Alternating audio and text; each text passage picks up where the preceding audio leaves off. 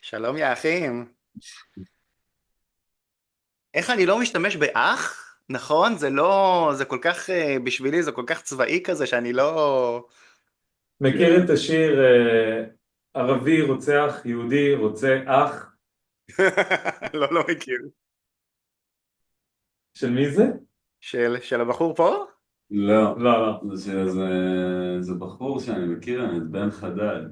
זה הולך כזה, מה ערבי רוצה אח. ערבי רוצח יהודי, ואז הפוך, מה יהודי רוצה. נחמד, נחמד. אבל הוא מסיים בסוף, אני אוהב את הפאנץ' הזה כזה, גם אני בסך הכל יהודי ערבי, וגם אני בסך הכל רוצה אח. כאילו, יפה, כן, כן. אהבתי. כן, חמוד. שמעתי אותך עושה את שיר הג'נוסייד, עשיתם פודקאסט לאחרונה. כן. מקסים, מדהים, מדהים. כל יס. הכבוד. מה עם דניאל כן, באמת. כן, כן. אני שומע הכל במהירות כפולה, אז כאילו אני צריך לשמוע את זה גם במהירות רגילה אחר כך, אבל היה מעולה. Let's switch to English for our audience אוקיי. and let me present the podcast and start the episode, okay? Okay, so welcome everybody to the Yalla podcast. I am Alon, Elik. and today we have with us Ronnie Barkan. Ronnie, can you say a few words about yourself? Hi everyone. So basically, usually I identify as an Israeli dissident, standing up to everything that the Zionist race state is about. Usually when I have to explain further, I say that I'm a privileged Israeli Jew, not because I consider myself Israeli or Jewish. I don't care about these definitions at all. I don't consider myself Israeli or Jewish, but this is my legal status under apartheid. Because I have an Israeli citizenship, but a Jewish nationality, and we will probably talk about all of that.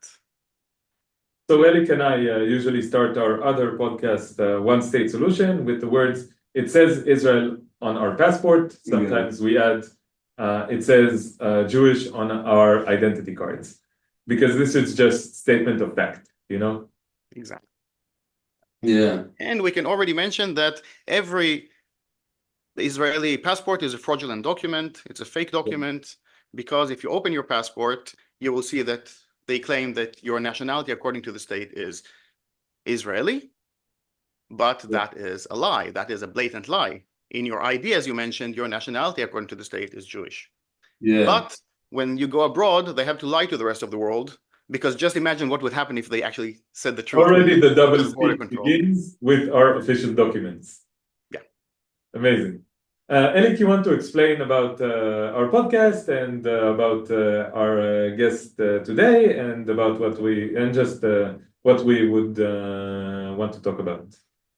Yeah. So, we opened this podcast, it's already a year? Like 10 months, I think. 10 months ago, yeah. Yeah. That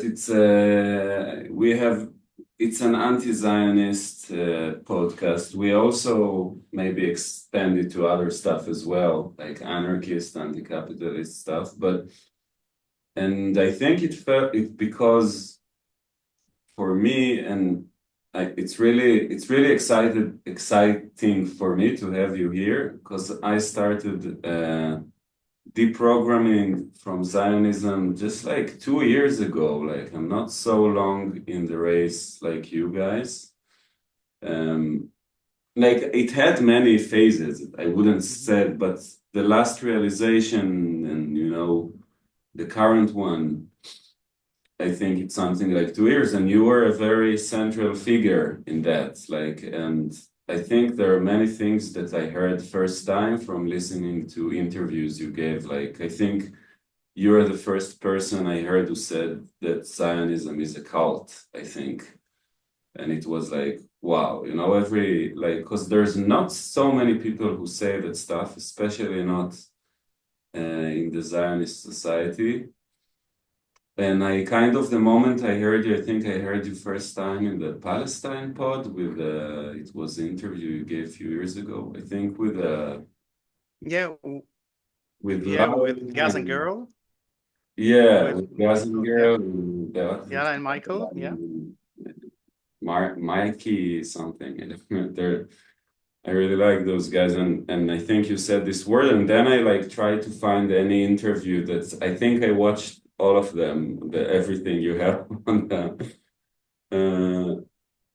Because sometimes, when you're going through this process that I thought maybe we can start talking about this, like de-Zionize, how decolonize yourself. I don't know how to call it exactly, like people who came from your own society who are saying this stuff are very crucial. And this kind of observation, that we have an Israeli passport, but our nationality according to the state is Jewish. And what does it mean to have a Jewish nationality? And why do they use these terms? And I think there's a lot of things we can unpack, but I think there's many things that I heard first time said like very explicit way from you, like that Israel and Palestine is the same place. It's not, when you grow up in a liberal Zionist, you think there is Israel and Palestine starts where the West Bank starts. That's how I used to think about it. And I think we can dive to all of these things and to what is this process that you have to do to yourself in order to get out of this belief system, cult, ideology. I don't know, both of you can say what you think about it, but yeah. I'm super excited about this conversation because I feel already connected to you guys, even though we haven't met in person. And I guess that we also went through similar processes, different times maybe. And thank you. And I'm really thank you for what you said. And it, obviously it feels really good to feel that, I could have been instrumental in helping some people. And there are a few that throughout my life that, I managed to help them make this shift from what I call from Zionism to humanism. And I already know that Alon wants to jump in, and this is another important discussion to have. Yeah. So I help people make this transition from Zionism into humanism.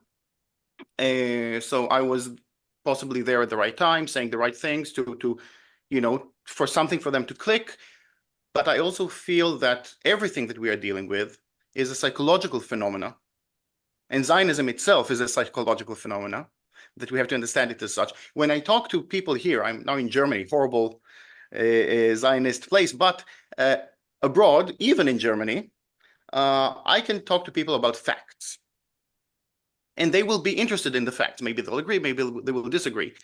With Zionists, you cannot talk about facts. Yes. Because it's not about the factual issue. It's about them, are they willing to overcome basically everything that they were told? And then basically have the rug being pulled from under their feet. So, and this is a very scary situation to have. So people respond to it in a subconsciously, in a psychological way to shield themselves from that process. And you guys, you wonderful people have managed to look yourselves in the mirror and go through it. And it takes a certain person or maybe a certain attitude to be able to be willing to do that. So, yeah. So, and I relate to that, and I'm I'm happy to see, I'm happy to see you guys speaking about that process. You want to say a remark about humanism before we go on? Yes. Okay. So, thank you for what you said. I'm embarrassed now, but I will continue anyway. I have a gripe with this word humanism, and I will say what my problem is. I feel like humanism is another form of separation and of supremacy that we assume. That we humans assume that we are somehow separate from the natural world, from the world of animals. Humans are just another animal. Yep. To me, like this word humanism is used to say that we want to be kind, okay? But it has been my experience that kindness is not the most characteristic property of humans empirically, historically. And maybe if we say bovinism, okay? So bovinity, okay? So this is like cows never hurt anybody, you know? They don't have this tendency to hurt.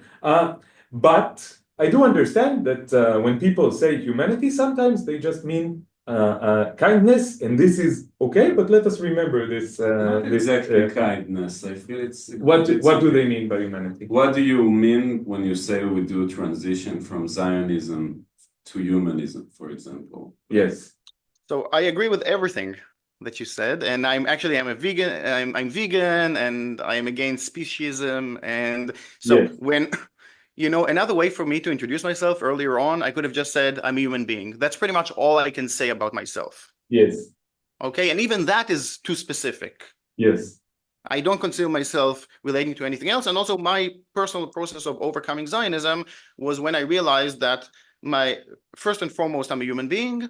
And my only allegiance, my only obligation is to something that is universal.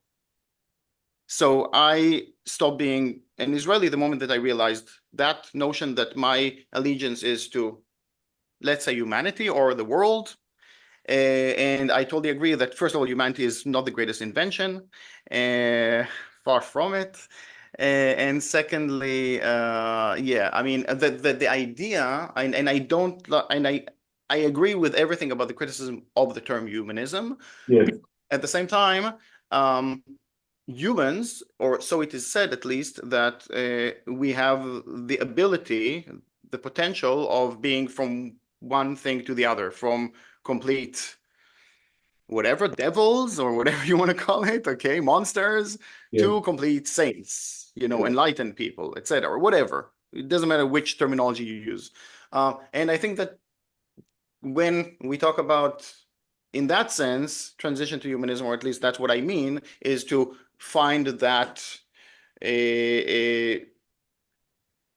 that more, say, enlightened version of yourself, okay? That's kind of what I mean by that, but I would love to use another term if that works in a sentence.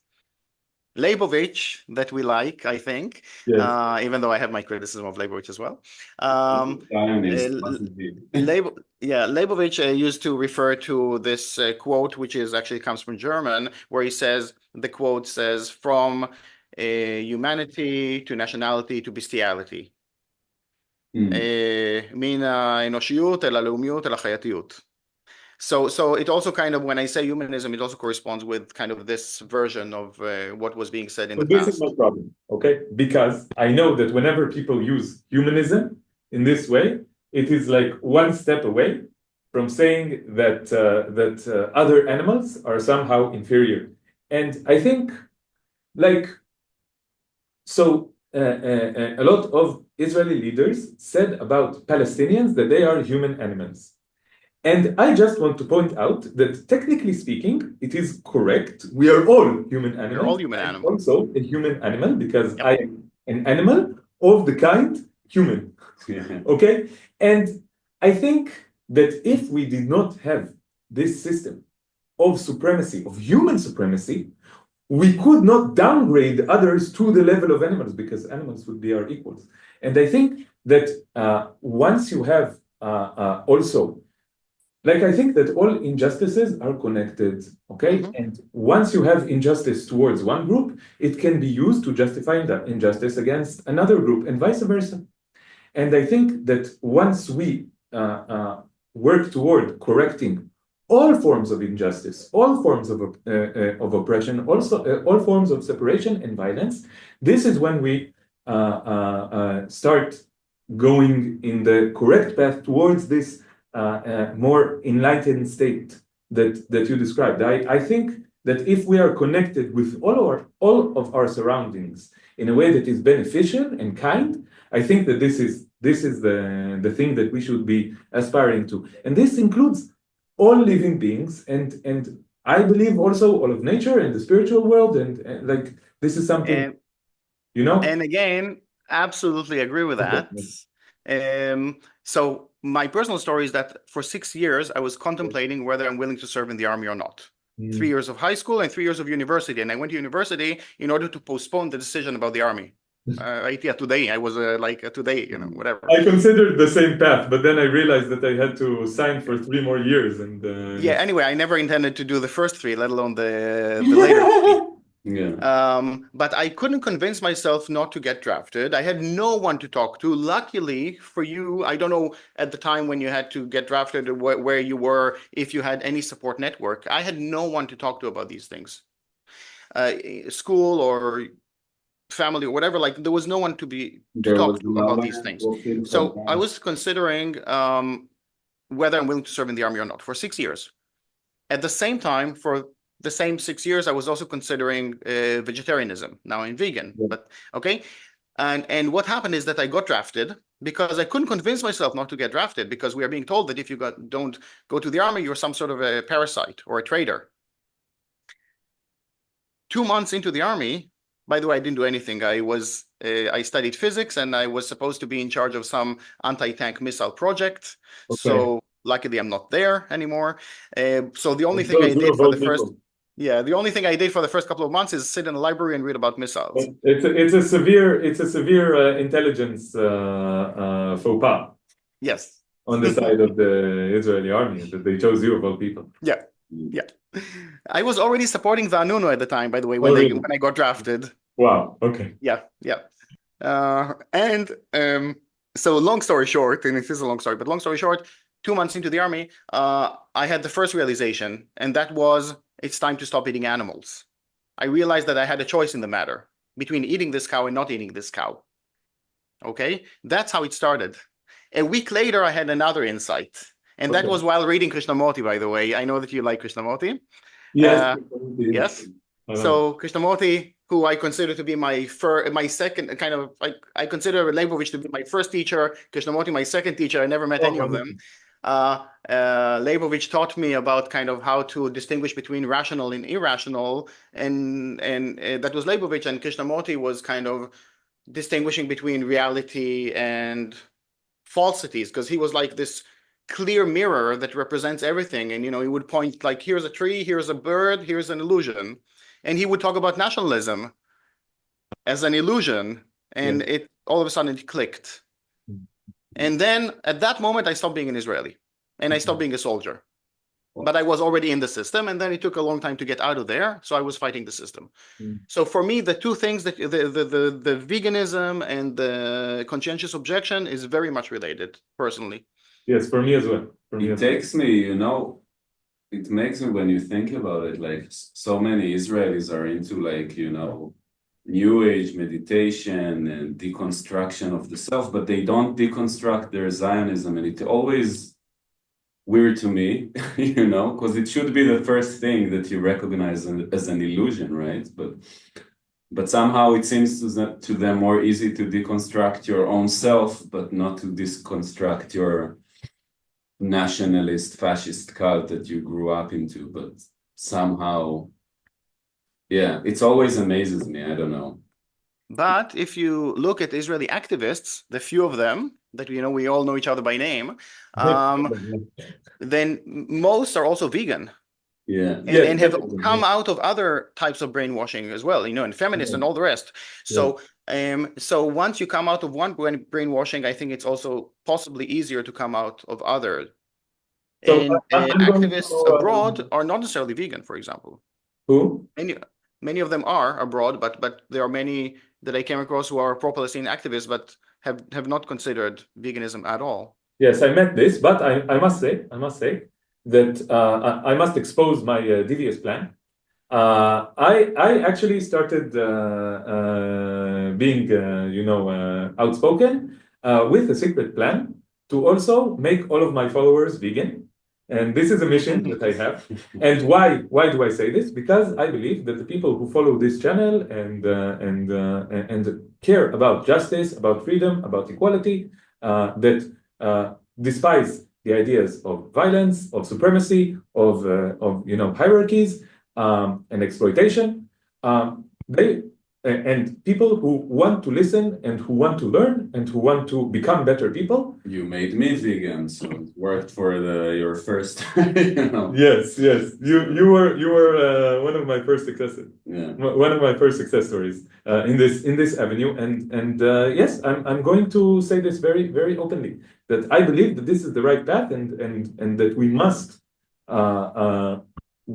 stop what we are doing to non-human animals. This is not a side issue. This is something very central in the world, and it connects to many, many other ideas. But let us go back to your story, Ronnie.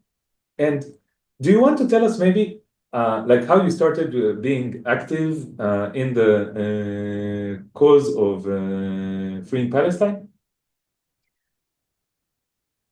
Well, I already told you, basically, the moment that I had this realization, that's it. That's all it needed. But like, what was the first active thing that you did? So I think that even before that, while I was still contemplating whether I'm willing to serve in the army or not, I was looking for different avenues, and I remember all these horrible organizations that I was kind of looking at, Peace Now and whatever, all of those, all kinds of liberal Zionist organizations of all sorts. Amnesty Israel, which was not a great place to go to, and so on. But the moment I had that realization, then everything became crystal clear, because the situation is oh so clear, oh so easy. It's brutal, it's barbaric, it's monstrous and beyond, but it's far from being complicated. So, and all it requires is to come out of whatever brainwashing it is that we are in, this indoctrination that we went through our entire lives, and the rest becomes very clear, because we know people like to think that there are two sides to each story. Yes, there are two sides to each story. There's the privileged folks and the underprivileged folks, the occupiers and the occupied, the apartheid people and the people under apartheid, the Zionists and the anti-Zionists, the Nazis and the anti-Nazis. So the moment that, and I look at it exactly like that. So the moment that I stopped being a Zionist, the rest was as easy as can get. And then I joined, what was it? I initially joined New Profile. That was while I was still in the process of trying myself to get out of the army. New Profile What is New Profile?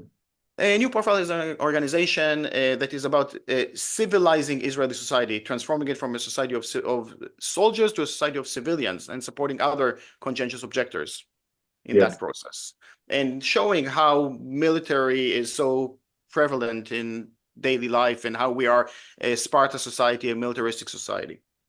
Yeah. So I helped other conscientious objectors and tried to raise awareness for militarism. The moment that Anarchists Against the Wall started demonstrating in the West Bank, I joined that. That was when they started building the annexation wall in the West Bank, and we were invited by people in the villages who were fighting against that wall that was taking up their land. And the moment that the BDS campaign came up, I immediately joined that, the Boycott, Divestment, Sanctions campaign, and later on also co-founded a group of conscientious Israelis who support the Palestinian call for BDS, and then carried on and did other things. And more recently, I also joined Palestine Action, which is about taking direct action to stop those arms factories, specifically focusing on Elbit Systems, Israel's #1 arms manufacturer, a genocidal company by any definition. They are right now with boots on the ground in Gaza carrying out a genocide. Elbit themselves are there in Gaza. So we went basically to the source with sledgehammers and tried to stop their operations. So that's it in a nutshell. But it all comes from that very first realization. The rest is just, okay, what can I do? What will be most effective? How can I stand by the oppressed and against the oppressors? I know where I stand. It's just about how can we bring about the end of that system of oppression and domination and terror. Yeah, I'm thinking, it's really amazing to hear what you do. I feel like, you sent me a few days this video that you talk about this guilt and responsibility.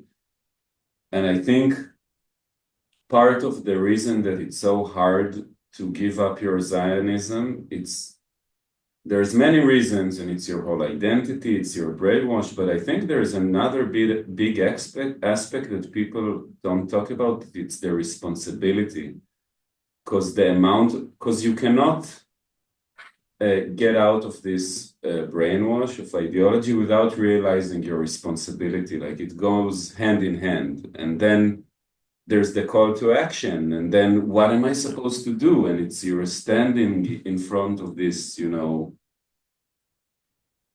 like this huge murderous machine. It's like a death factory that happens next to your house that you've been trained to be kind of blind to it. I remember, like, for myself, drinking beer next to Migrash Arusim, like people literally being tortured next to the place.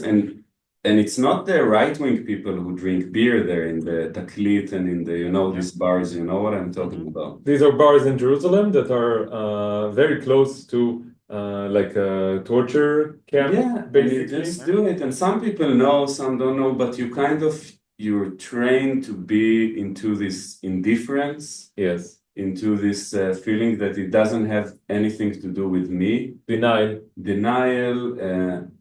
But then there's when you suddenly, and I think I was able to know this stuff for many reasons, and because I think Israelis are trained to be collectivists when they're 18 and to even before that. And before that, yeah, we're trained. Like I heard you said once, I'm feeling like a fan, like you said in that. What can I do?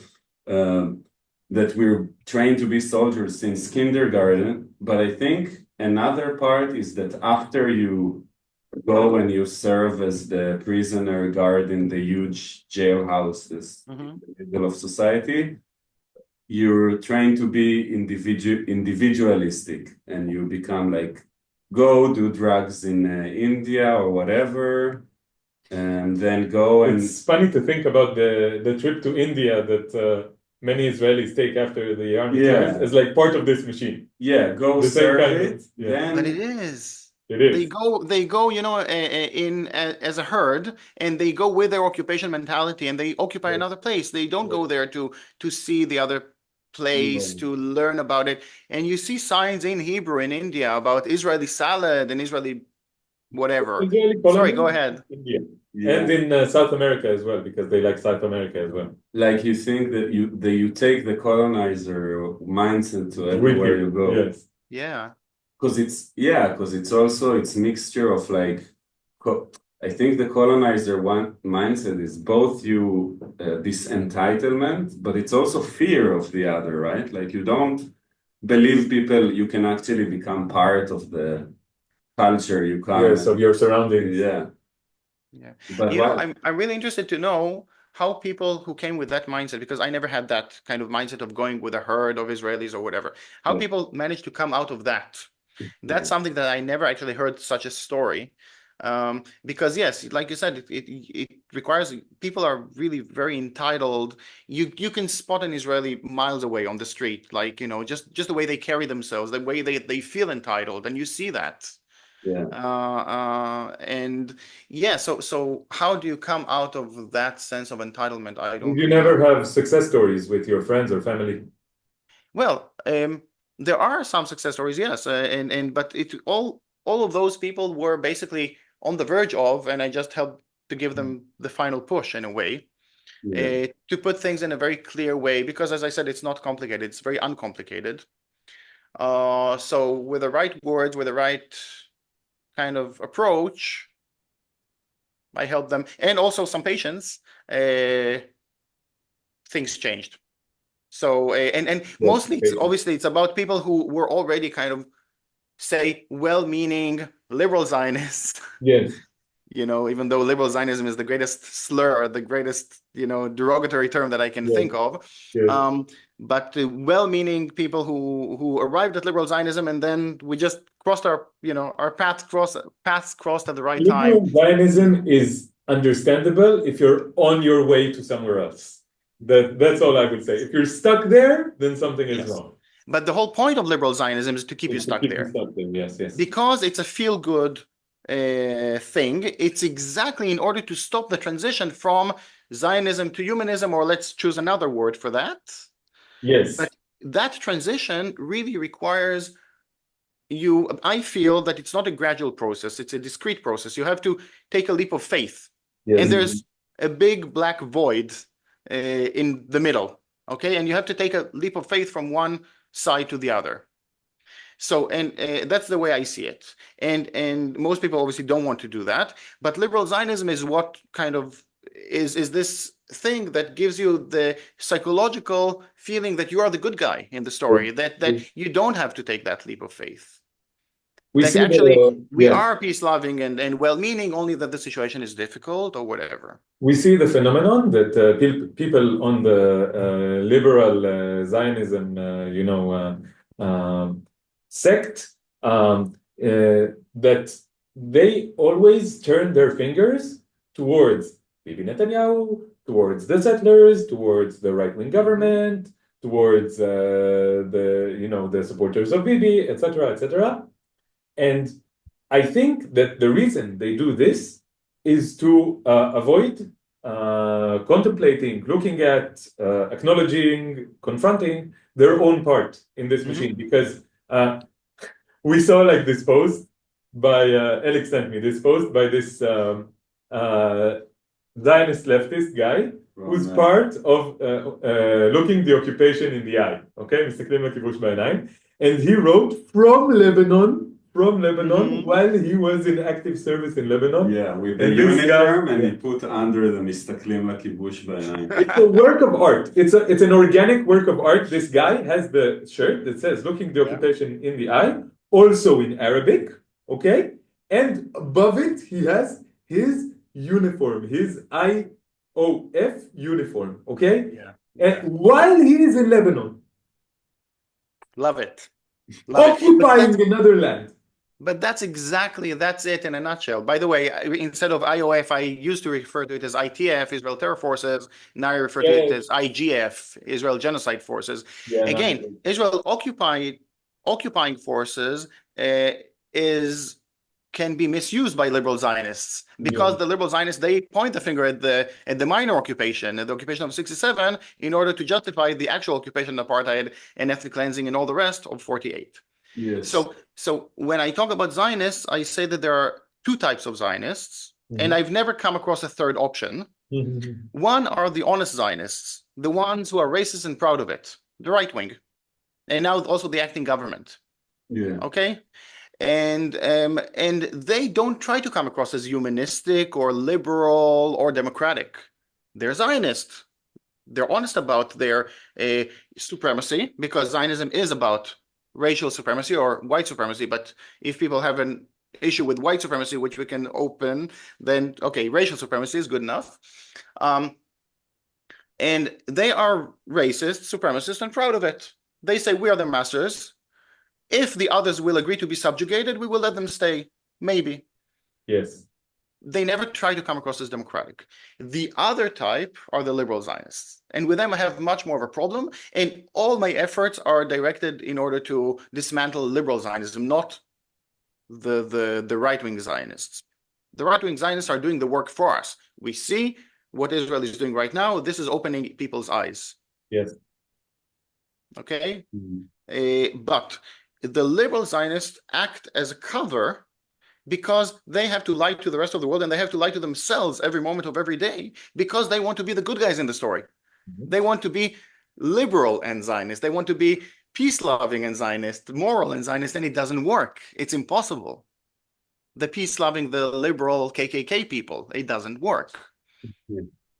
So they always have to point the finger at the right-wing Zionists and to say we are not like them.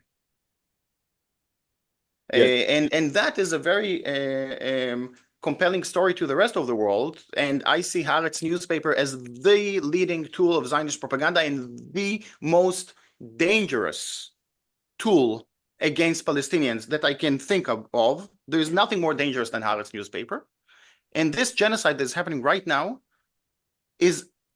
can only happen because of the work of Haaretz newspaper. Because because it's a strong claim. I don't disagree, but it's a strong claim.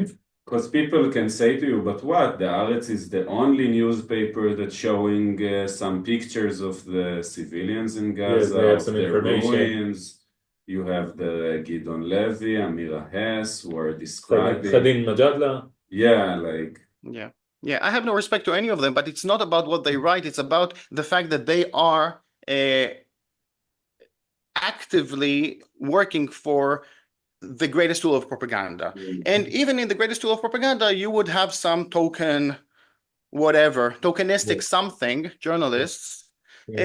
Also in the Israeli Knesset, you have, in the apartheid parliament, you have the fig leaf representatives. In the Israeli Supreme Court, which is the main vehicle of apartheid, you would have a Palestinian judge who is just as bad and just as criminal as all the others.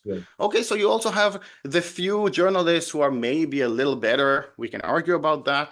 But the whole idea of Haaretz is to give, you see, real propaganda or effective propaganda is not der Stürmer type of propaganda, which is all about lies. Effective propaganda is about giving you the facts, but in a whole other package, with a whole other narrative. Okay, so they do deliver the facts. So you can read Haaretz and get all the facts that you need, and they are good at giving you the facts. Just don't read a single word of political analysis, because it's all crap. And the whole analysis would be around 67 rather than 48. It would be about the settlements in the West Bank, not about Haifa and Jaffa and Akka. It will be about the Israeli left, Israeli democracy, okay, the Jewish state. All of these are myths. There is no democracy, never was a democracy. Israel is built on everything that's opposed to democratic values. Whenever you see the term Israeli democracy and you don't burst out laughing, that's a sign that Israeli propaganda has been very effective. I have a question for you, Ronnie. So what you said now, that there are two kinds of Zionists, I agree with.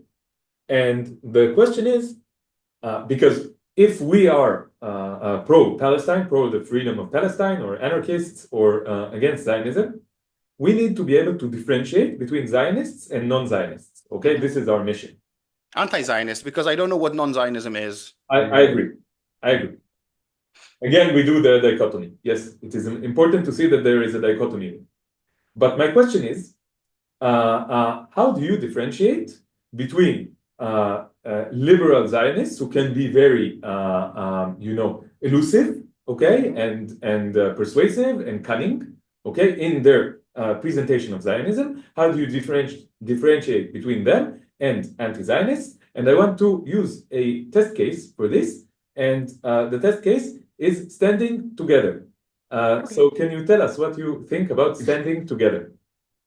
So Standing Together is basically the recruiting agency of Hadash party. Hadash is this liberal Zionist party that speaks Arabic. It's the Arabic-speaking Meretz.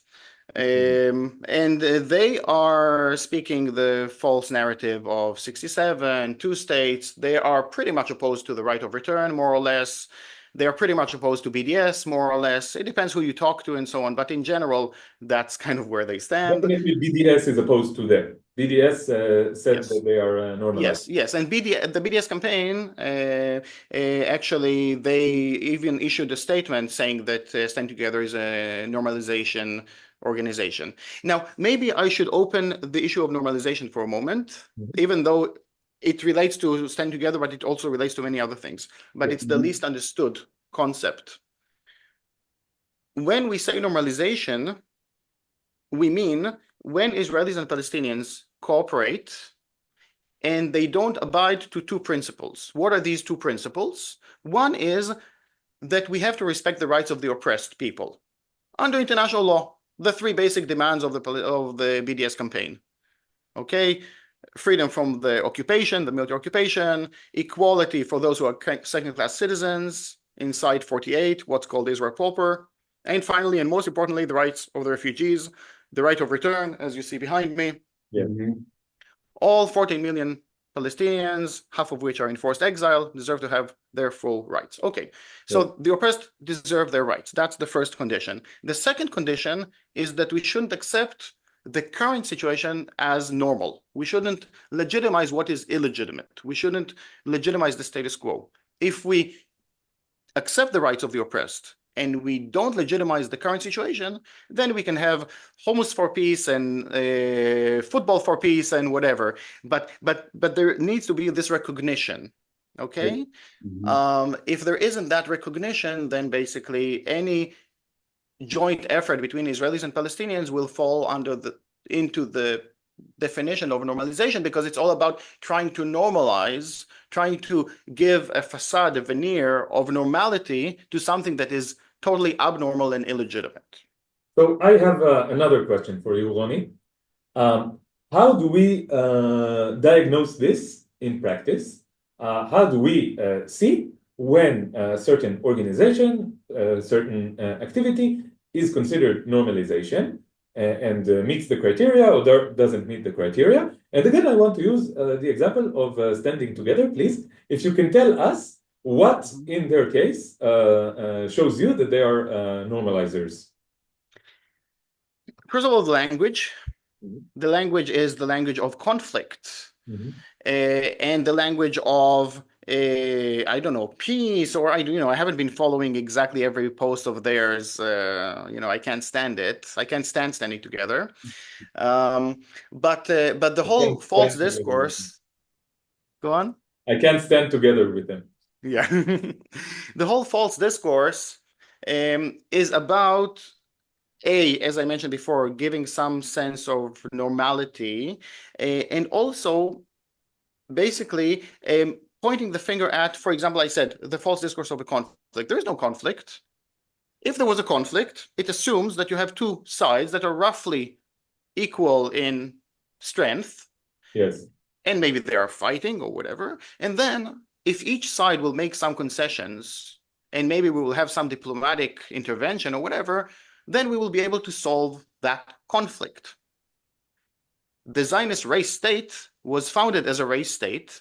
It was founded on the basis of exclusivity. The first and the most important aspect of Zionism and the Zionist project in Palestine is that of exclusivity.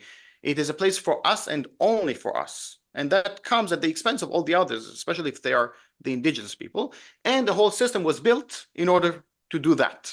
A whole system of oppression, domination, and terror, which is racially based, in order to make sure that we have the privilege at the expense of all the others. We, 7 million privileged folks, have the rights at the expense of 14 million Palestinians, half of which are in forced exile. Yes. A system of oppression. That system has to be dismantled. There's no conflict. Yeah. There's a system. Slavery could not have been, there wasn't a conflict between the slave owners and the slaves. Yeah. There was a system that had to be abolished. There wasn't a conflict between the white people in South Africa and the white masters and the black people subjugated under apartheid. There was a system. Yeah. Same in Palestine. So that false discourse about a conflict, that is a very, very problematic thing. The other thing is that they focus on what I call the minor occupation, the occupation of 67. That's the only thing they talk about. Yes. Okay? The occupation of 67 is just yet another symptom of the problem. Yeah. Yes. Okay? And it's not even the main issue. Obviously, when we look at Gaza, it's beyond anything. It's beyond anything that any of us can describe. Yes. But even then, the story of Gaza is not about 67, even though it was militarily occupied in 67, but the story of Gaza is the story of 48. Yes, it's a refugee camp full of refugees. Exactly. It was built as a refugee camp in 48 to house those surplus humans who were ethnically cleansed from the Nakab region, from the southern part of Palestine in 48. And this is why the shape of Gaza is like that, because they carved out a part of the map of the territory to house those unwanted people. Yes. It was treated as a concentration camp. And these days it has been transformed into an extermination camp. Yes. Yes. So the story of Gaza is beyond any description. And obviously the first thing that we have to focus right now is Gaza. But when we talk about the system, Gaza is part of, the story, but actually the most part of the people who are suffering from Zionism are the 7 million who are in forced exile. Many of them, most of them, are still in refugee camps, languishing in refugee camps 7 decades later, just across the fence, across the border. Jordan, Lebanon, Syria. It's Yes. always And 70% of the people in Gaza are refugees. And when they demanded the right to go back home in 2018, they were shot at by snipers. Yes, shot to death in the hundreds and injured in the thousands. Yeah, and to the viewers, go watch A.B. Martin's movie. It's a very important one. What is the name of the movie? Gaza March for Freedom. There was, Gaia, she tried to Yes. do the screening Yes, of yes. that movie. Hey, Gaza Fights Back, I think. Gaza, okay, so we will check, we will put in the comments. Yes, please check. I helped to Like translate a little bit of that. In this movie also, it's, I think a lot of stuff, it's funny, because many people ask me how did you get out of your belief system? And many people who tell the story, I went to the West Bank and I saw, and like, to me, it's like just hearing you speaking and watching a movie. It's like I could be, I don't know, and it's understanding this issue of refugee. We just now finished a conversation with Muhammad from Gaza. And the first thing he told us about himself is, I'm a refugee, that was the first thing.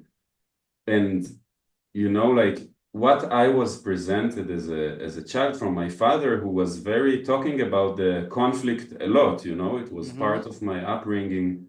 And he was like, yeah, they will give up the right of return and we give up the West Bank, and as if it's some kind of a bargain. And it's like, and it's took many time. And I think this is one of the things that Zionists, when I speak to them, it's like, it sounds like you want us to give up everything, and from them you ask to give up nothing, like, why don't they have to give up something, as if it's like two wrongs, okay, so you kicked out millions of people and then you occupy the rest, so this, the second crime doesn't makes the first crime okay. It doesn't work like this. Yes. But somehow in their mind that's how it's presented, and that's how I was used to think about it for a really long time, but like the feeling that we have to give up our whole identity, our whole I think this is a big pill to swallow for a lot of Zionists, like, and it requires to think. Yeah, what do you want to say? How did it click for you guys? What was the shift? For me, like, I think I kind of had to have some personal process that didn't have to do anything with this subject. Of kind of breakdown from society at large. And then when I read this story, I read Ilan Pappes' book, The Ethnic Cleansing of Palestine. I kind of felt that I read it and it just got in. I didn't feel like I have to protect anything. It was just like, okay, it's a horrible crime. People got kicked off their houses and they deserve to come back. It's not like you said, it's not complicated, and they got kicked out, and nobody deserves this thing to happen to. Like, suddenly I got to this subject without all the loyalty to, to my narrative that I used to grow up to. But every time when people ask me this, I don't know how to explain exactly. Why at that moment in time I could read it and just like, face these facts and this truth, and to choose like, to choose truth and morality over, because I think when I talk to people, they tell me you embrace the Palestinian narrative as if it's about narratives, it's not about narratives, right? It's about it's not that people, and I think I feel that this, the sibling of liberalism and Zionist liberalism is moral relativism. Everyone got their own narrative. They got their narrative. We got so let's seek something in the middle between the narrative, and it's not about that. It's like there is some devaluation of truth, I feel like, and sometimes there is nothing in the middle. Yeah, and sometimes there's nothing in the middle, and this is something that is hard to accept. That you have to pick. Like there is no middle ground. But and there's another point when I wanted to say before that you cannot. It's also, for me, I think it's also a maturity thing, because I don't think I could handle the responsibility of understanding this, because I don't know any person who become anti-Zionist and don't feel like a need to become active and say, okay, I understood it, and now there's nothing that I have to do. Like it's kind of, and you have to be in some point of maturity that I wasn't, that to accept your responsibility of being in that society for so long and taking part in the crimes. And all of us took part in the crimes. Even, I wasn't a combat soldier, but I was a soldier teacher, this kind of job in the army. I went with a uniform into school. I took, like, we all take part in it, and you need to face it and and I think if you were a combat soldier, it's even more. But it's not just by being soldiers. It's all their society you're trained to take part in it, and then to be indifferent to it, and then to act as if everything is normal. There's a whole process that the moment you become aware of it, you have to ask myself, okay, I have to do something. I cannot just acknowledge it, and there's a personal responsibility to wake up my friends to it, and now I feel it's not even about waking up, it's to join actions like stuff like you did in the Elbit system, or the fact that we're talking in English because we join a movement because we know that Israelis are not going to convince to give up their it's not going to change like this. We understand it, and it takes me to question that I want to ask, like why you realize the responsibility, what do we do, what is the effective? I think, okay, we are doing this podcast, it's part of it, but obviously it's not enough. Like,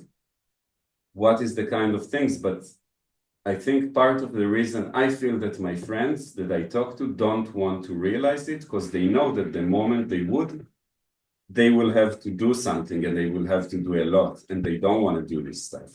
And what they will have to do maybe will put them in conflict with their friends. There are so many things, but the question of responsibility, and I'm tormented by this. What do I have to do? Am I doing enough?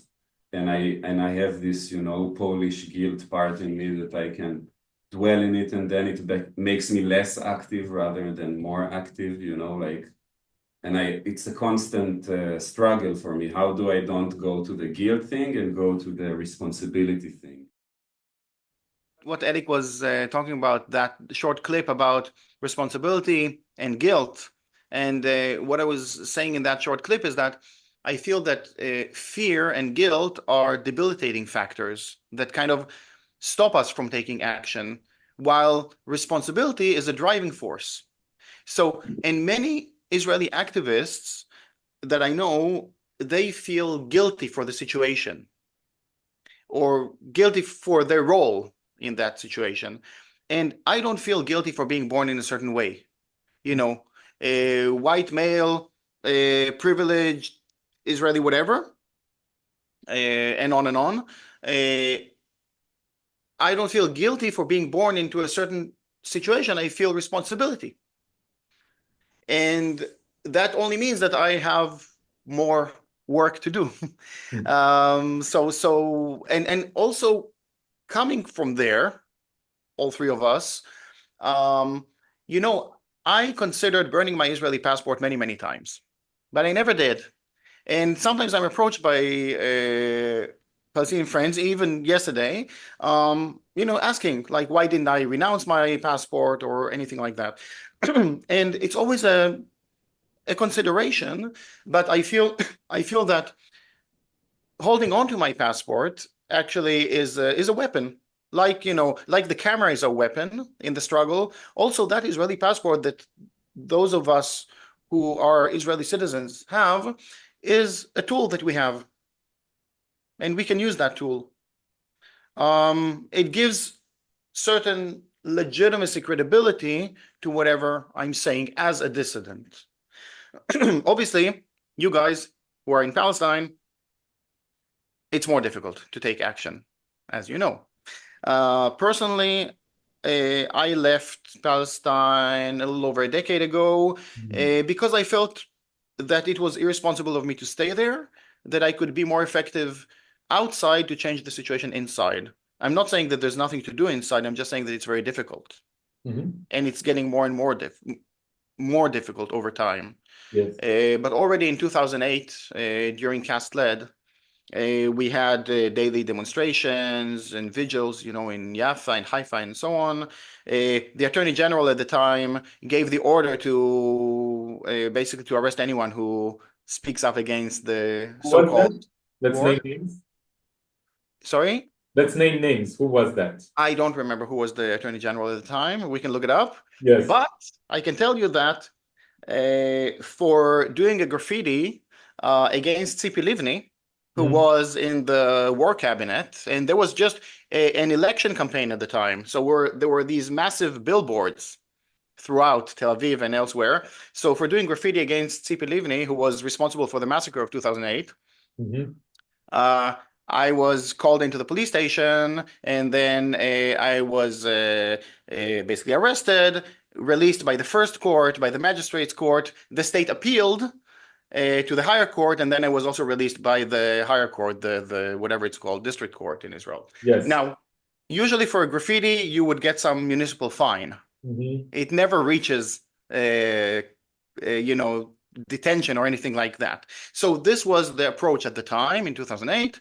The same Tzipi Livni, who is regarded as a centrist or even a leftist in Israel, in 2011, I just want to say, I became disillusioned with Tzipi Livni. I thought I didn't agree with her positions. I didn't think that she was, the perfect politician, but I had this thought that she was more serious than right-wingers, that she was more responsible and more moderate maybe. But then when she participated in this operation in 2008, I think this was a moment of disillusionment for me, that any of this could be possible, And every time, I remember, I think, when Zehava Galon wrote for one of the operations, I think maybe it was 2012, I don't remember.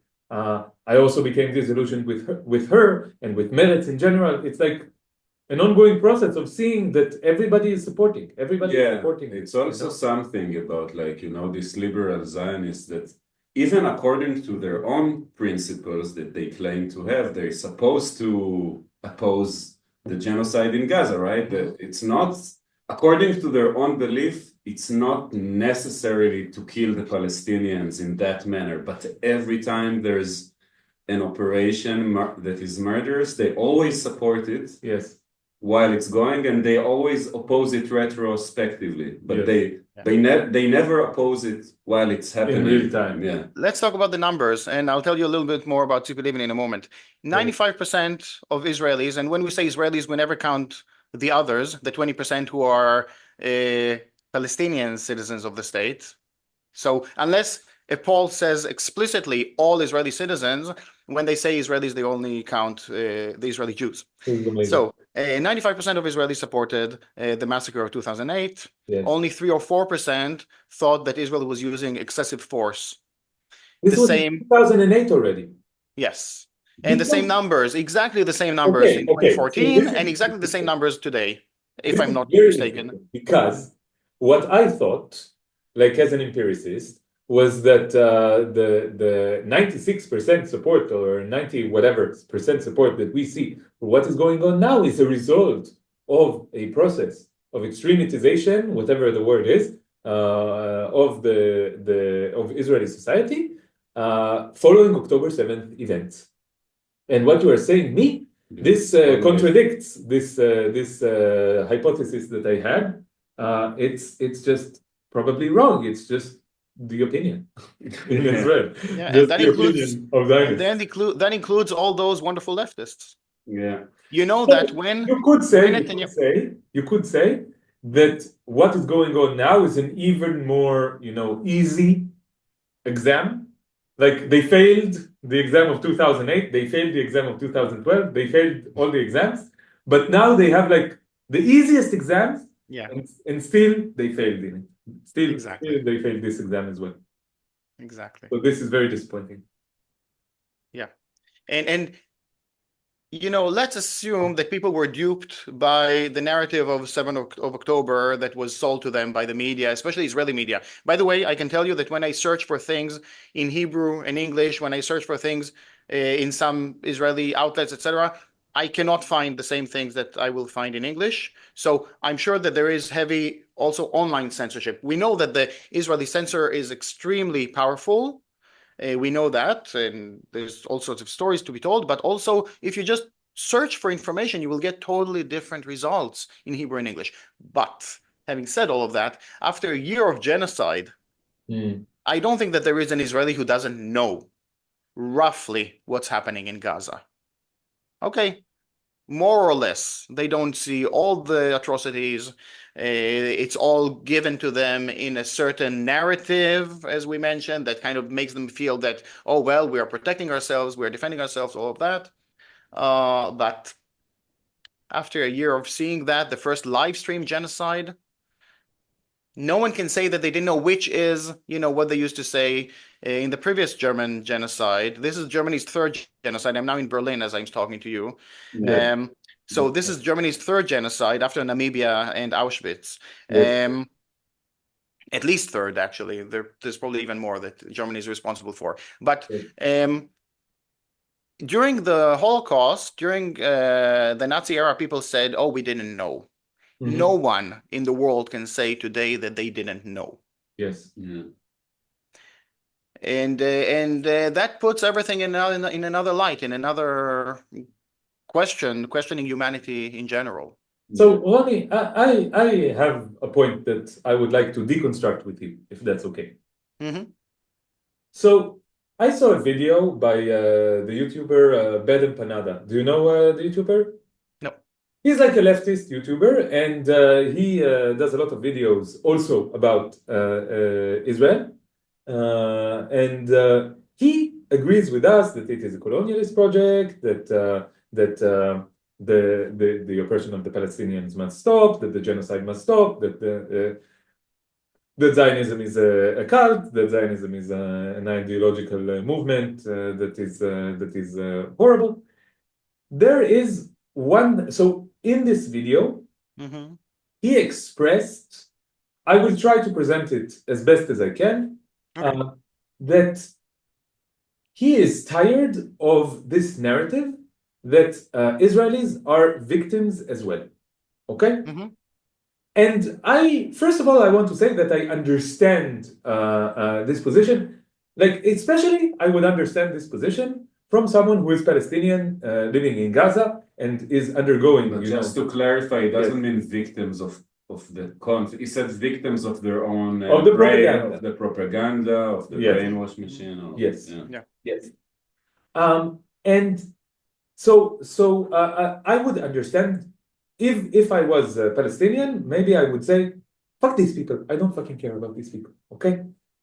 But I still think that the question, just the question about reality, okay, or about our interpretation of reality is something that is very critical. Because I think that if we do not understand the problem, or the root of the problem, or the way that this system works, we cannot hope to achieve any positive change, okay? And where I disagree with Bed Panada is that he kind of implies, okay, like, what is different about Israeli society? Is there some genetic thing? No, right? Okay, like I just suggested to say definitely not. Okay, so what? He says that Israeli society is the most extremely and outwardly and bluntly fascist in the world. And I think that this is just empirically a plausible statement, But the question is why? Why does this happen? Yeah, because it also takes me to stuff that I heard Jonathan Pollack said, and that he said during apartheid, for example, there were more whites who were joining, Yes, the resistance of the black people, and also how can explain this, that it's so small in the Israeli society, why it's so disappointing? I don't know. I think it all goes back to Zionism, how Zionism was formed and how it fits a certain psychological model. So, I usually talk about Zionism as a cult. Yes. Another way to look at it is as a form of a mental disorder, or if you want, as a competing religion to Judaism. Yes. Trying to convert people from Judaism into Zionism. It's a sect. It's a sect of Judaism. It's a sect. Exactly. Now, whichever way you look at it, and I think it's kind of all three, a mixture, kind of, then basically it serves a certain psychological purpose. It's more than just colonialism, first of all. Because it's not colonialism, it's settler colonialism. But settler colonialists, like in other places, they were not necessarily about just getting rid of the natives. They may have used the natives as slaves, as cheap labor, as whatever. In South Africa, the white people were dependent on the work of the black people who were subjugated. But Zionism is inherently and fundamentally about exclusivity. It is about establishing a place for us and only for us. Yeah. So without going too much into Zionism, unless we really want to, the whole idea, basically, let's do the short version. There was real anti-Semitism in Europe, okay, at the time. Zionists like Herzl, basically, they didn't feel affiliated with the religious Jews at all. He absolutely loathed the religious Jews, the ultra-Orthodox Jews. He didn't want to be like them. He wanted to be like other Europeans. Yes. Like all the other Austrians. But they rejected him because they treated him as some form of a Jew, even though he wasn't religious in any way. So initially, his first ideas was we should all convert to Christianity and then problem solved. What he called the Jewish problem, by the way. Yeah. And then he didn't manage to convince other people of that idea of converting Christianity. So the second option was, okay, they hate us because they consider us to be Jewish, so we must be different, we must be special, and therefore we need to have a safe space for us and only for us. Unfortunately, that quote-unquote safe space was not on the moon, but in a place that was already inhabited by other people. But in order to build this quote-unquote safe space, which was also very nationalistic, ultra-nationalistic, and fascist, and whatever, it was fundamentally about creating a place only for them. So how can you create a place for one and only one type of people, which is also very much based on racial ethnic criteria, in a place that is already inhabited? There's only two ways to go about it. You either drive away the indigenous population or you kill them all. Yeah. So from the get-go, the thinking was that this is ours and only ours. And then the question was, how do we implement that? And it's more than only colonizing a place and taking advantage of the resources and all of that. It's also fundamentally about who is allowed to live there, and anyone who doesn't belong to us doesn't belong here at all. Yes. And then we have to question, how do we deal with that other person who doesn't belong here? Any Israeli citizen who is not among the privileged group that we belong to is considered by the state as a problem. The Shin Bet said in court that they are monitoring anyone who is acting against the Jewish character of the state, even if they do it legally. Yes. Even if they do it what? Legally. Wow. Yes. So the security apparatus of the state. That as well. Yeah. Yeah. Yes. To them. Hi, Shin Bet. Hi, Shin Bet. Hi. The problem for them is that you are still regarded as among the privileged group, and it is inherent to the system. They cannot not treat you like that. Yes. Yeah, that's what you said about using it as a tool when Yes. here. Yes. Because Palestinian. I did many things that if I was a Palestinian, I would be very dead by now. But Ronnie, I please want to connect this back to, I still don't understand exactly what your answer to my question is. Can you connect it back to Yes, yes. So supremacy, Yes. white supremacy or racial supremacy is inherent to the foundation of the state. Mhm. Nationalism and ultranationalism is inherent to the foundation of the state. It was founded as an ultranationalist project. Yes. Okay? Also a version of religion. Yes, yes. So basically, their new religion, in a way, is nationalism. Yes. Judaism has no notion of nationalism. There is no nationalism in But they Judaism. It use doesn't ideas exist. from Judaism that support their nationalistic Yes. narrative. So the Zionists created something out of thin air that doesn't exist in Judaism, which is what they call Jewish nationalism. Yes. Yes. And it is the most based form of nationalism, the most racist form of nationalism. Yes. Yeah, if Okay. you ask some rabbis, anti-Zionists, they call it like idol worshipping, you know? Yes, yes, exactly. Mhm. Exactly. So when you start off with that, you know, it's not a coincidence. First of all, I mean, we have to mention many things about even the creation of the state of Israel, that it was encouraging, it was embracing fascists, actual fascists from Italy. The one who founded Shayetet 13, Shayetet 13, the ones, the what is it, the naval commando unit. Yeah. The one who founded it was a proper fascist who was working for Mussolini from the Chimamas. And and he wrote a book, something about fascist in the Holy Land. I don't remember exactly. A fascist goes to Jerusalem, something like that. Oh. You had Eichmann being invited and being visiting Palestine in order to kind of to find a solution, and the Zionists were collaborating with the Nazis to a great extent in different ways. There was the transfer agreement on the one hand, but also there were different acts by the Zionists to deny basically immigration for the Jews of Europe to anywhere other than Palestine. Yes. They couldn't care less about saving Jews from Europe before, during, and after the Holocaust. They couldn't care less about saving those people.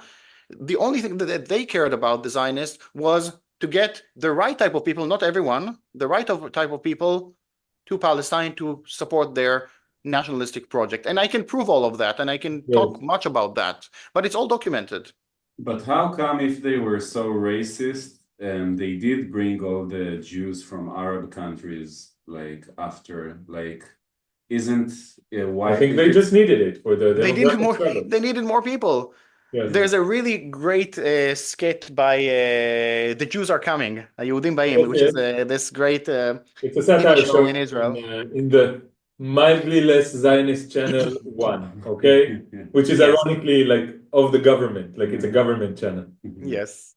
So in that kind of satirical show, they reenact kind of the first meeting of the immigration ministry or whatever after the foundation of the state of Israel. Yes. And they say, well, we have our country, you know, well done to all of us. We need more people. We need to bring more Jews. Yes. And then he says, I think we have to bring more Jews from Africa. And then he says, America? No one will come from America. What are you talking about? No, not America, Africa. Africa, why should we bring the people from Africa? And then they, you know, they're all very white and racist and whatever, the people sitting there. And basically, it's kind of mocking the whole thing about how, yes, they were, from the get-go, they were very racist towards the Arab Jews, the Mizrahi Jews, but they needed to bring more. The Mizrahi Jews, the Arab Jews, actually, they were living quite a good life in Arab countries. They were less Zionist. For example, my grandmother's family was living in Damascus. They were very well-to-do. They had high status. Everything was A-okay for them until 1948. Exactly. And the problem started with Zionism. Also, the problem in Palestine between the people there, the Jews and Muslims and Christians. I mean, the problem, people were living together quite well in Palestine until roughly the start of Zionism, or when trouble started with the Zionists. But the Arab Jews, they were more religious, by the way, than the European Jews. And also, they were not that concerned about Zionism. They had quite a good life, and they were welcome in the Arab countries. They did not suffer the pogroms and all the rest as the European ones did. And so, So for how did example, they in all Avi end Stein's, up, like this is something, how did they all end up buying into this Zionist project?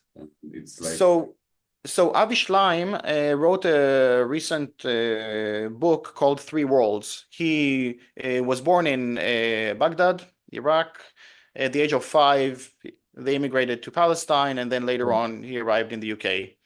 And in his book, he talks about life there in Iraq, and also he actually also has proof of how the Zionists carried out false flag operations, bombing synagogues, for example, without the people inside, just bombing the place, to encourage the Jewish community there that they are basically to convince them that they are under threat and that they should flee from there.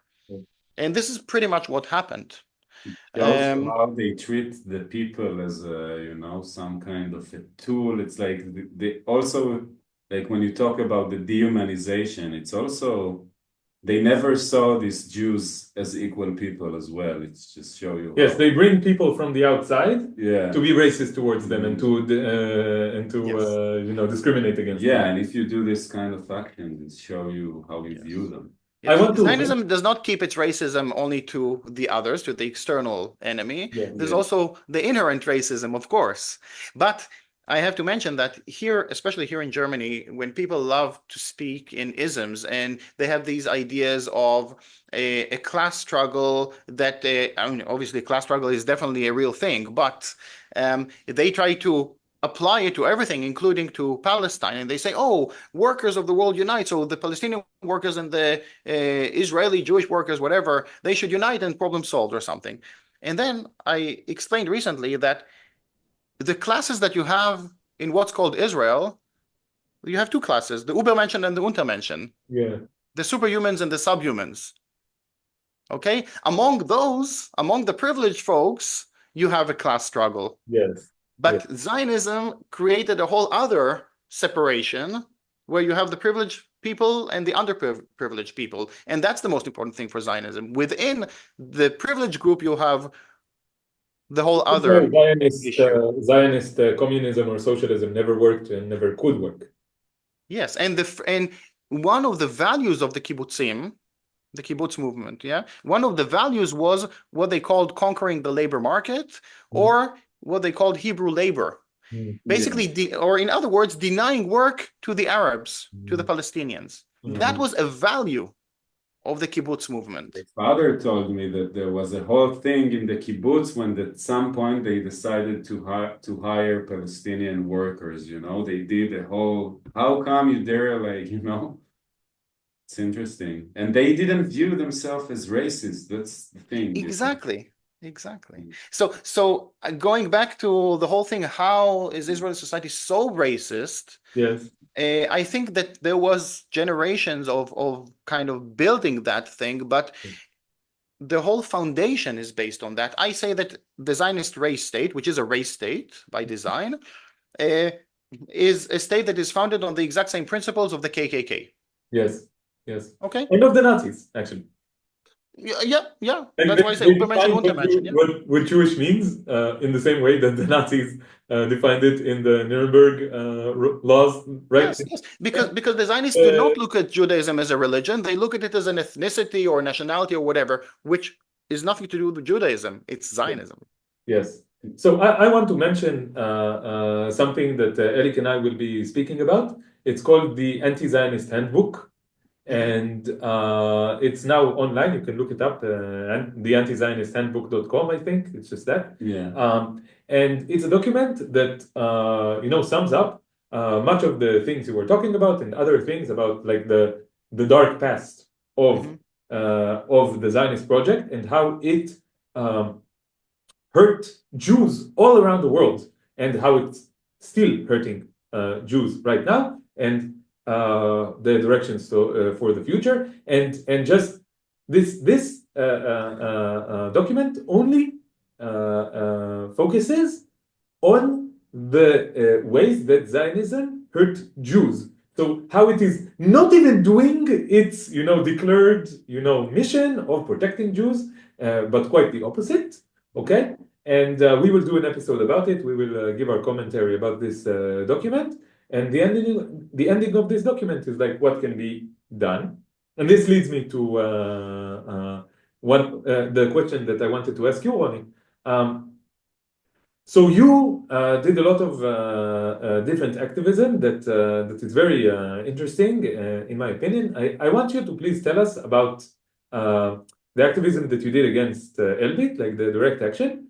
And I want you to, if you could, also use this as like an opportunity to say why you think this is an effective kind of action, and which action do you think is effective, and what do you suggest to us that we do in our position inside Palestine and with our abilities, just this discussion of what is effective activism, what is ineffective activism, how do we decide, how do we know, and how do we start doing the more effective things?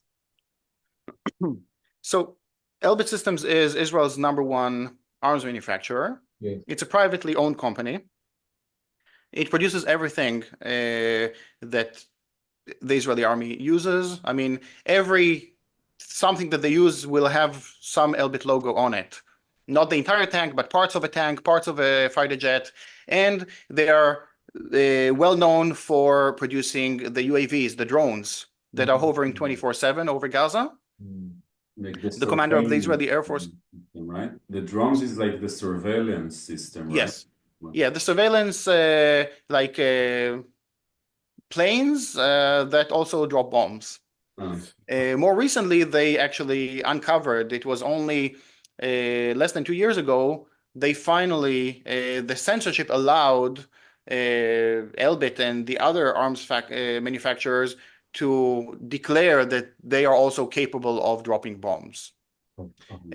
So they are killer drones. They also have, by the way, suicide drones, which basically blow up. The entire drone acts as a missile. So all of these hover 24/7. They can fly for many hours, over a day. And for example, the commander of the Israeli Air Force said that they have tiled the airspace of Gaza with these drones, what's called UAVs, unmanned aerial vehicles. Yeah, this happens in Gaza all the time, right? It's not just now during the genocide. Yes, yes. There are 6 squadrons of drones in the Israeli Air Force. 2 of them are Elbit drones. Okay, there's also other manufacturers, but Elbit is leading the world in manufacturing of these drones. Now, it also sells to the rest of the world as whatever it produces as being battle tested, because they are literally tested on the bodies of Palestinians. They are developed, manufactured, and tested on the bodies of Palestinians. And I'll give you an example. In 2014, which is also a massacre that was basically orchestrated by Tzipi Livni. In 2014, what's called Protective Edge, there was the 51-day assault on Gaza. 551 children were murdered, 89 families liquidated. For the entire 51 days operation, and for a whole year later, Elbit, or the Israeli Air Force, was using a new drone by Elbit called the Hermes 900, which is now their flagship drone. But at the time, it was not yet market ready. It was still under development. So you had Elbit personnel on the ground with the Israeli Air Force drone pilots, and the Elbit personnel were making every takeoff and every landing of this Hermes 900, while next to them, the Air Force pilot was dropping the bombs. That also includes, if you remember, the 4 Bakr boys, the 4 boys running on the beach. Yeah. That was on the second day of the operation. Yes, I remember this. On the second day of the operation, there were 2 Elbit drones in the air, the Hermes 900 and the Hermes 450, which is kind of the workhorse The drones that you hear overhead all the time in Gaza, buzzing overhead, this is usually the workhorse, which makes a lot of noise. Anyway, 2 drones, Elbit drones, were in the air at the time. I know that because I read actually the military investigation into the murder of the 4 Bakr boys. And the only reason that there was an investigation is because there was a French TV crew that was documenting it, and it got a lot of attention at the time. So 4 boys were murdered. 1 missile was, and the only reason that they were shot at is because they entered a certain perimeter. No one cared if they were children or not, whatever. They entered a certain perimeter that was regarded as, kill zone. A first missile was shot at them. 1 child was killed. 30 seconds later, as they were fleeing for their lives on the beach, a second missile hit them. Elbit were there, okay, alongside with the ones who were dropping the bombs. That's as much as Elbit is complicit, okay? And this is just one of many examples. Like people from Elbit. People who work at Elbit. Yes, for a whole year, Elbit was making every takeoff and every landing of the Hermes 900. And this, I'm telling you this because this is written on the Israeli Air Force website. Yes. They say, a year later, they say we have done our first solo mission where Elbit were present, but they never touched the stick. Okay. And Elbit were there in the ceremony when they anyway, I did a whole research. I spent a year under house arrest and researched Elbit a lot. I want to just sum up what you're saying, please. Yes. Okay. There are people in this world who are immensely rich, and immensely powerful, who are only immensely rich and powerful because they chose to create an organization whose goal is to produce weapons that are being used in one of the most brutal colonization projects in the world against millions of defenseless people as tests, and they turned Gaza and the West Bank into their own laboratories where they can test their equipment, and for them this spells out profit. Exactly. And every single Zionist is a slave to the system that this is a major part of. Every single Zionist is serving this. Yeah. This. Yes. Now, the story of Elbit, and we only just started kind of like touching the surface, okay? Yes. There's so much I can tell you about Elbit, yes. Okay? But it is kind of representative of Israeli society and how the tech industry, I am an IT professional. I was working in IT in Israel, and I couldn't stand it at some point, but I saw also how the tech industry works in Israel, how they have tight cooperation with the Israeli army, the Shin Bet, etc. But also, if you look at other things, digressing from Elbit, you have in the Tel Aviv University, for example, you have the INSS, International Institute for National Security Studies. They are the ones. It is run by a former commander in the Israeli military, and they are the ones who, for example, came up with the Dahya doctrine, where they kind of manipulate international law in order to legitimize the use of unproportional force that was initially used in Dahya in Lebanon, not recently, but years ago, to raze to the ground an entire neighborhood. And they use the same later in Gaza, for example, razing to the ground the entire Sajaya neighborhood. And it is the Tel Aviv University that was actively working to legitimize that under the law, trying to come up with the legal justifications for why this is okay. Yeah, I was teaching at Hebrew University when I was doing my PhD there in math. And just so people know, in the Hebrew University, every year, there is a special class that gets special lessons. So the lessons are in mathematics, physics, like first year of mathematics, physics, chemistry, they do all kinds of stuff. And it's a special class that gets special treatment. It's a different program that puts like a stress on the system Okay, it costs a lot to operate in like man hours and like attention of the system that should not be there. It should be with the, if you buy the story of capitalism, it should be with the students, okay? But this is another issue. This class is made up of talpionim. Talpionim is the program, so members of the program, talpiot. Talpiot is a program that is for the elite of the elite. I was also nominee, you know, like a candidate for this program.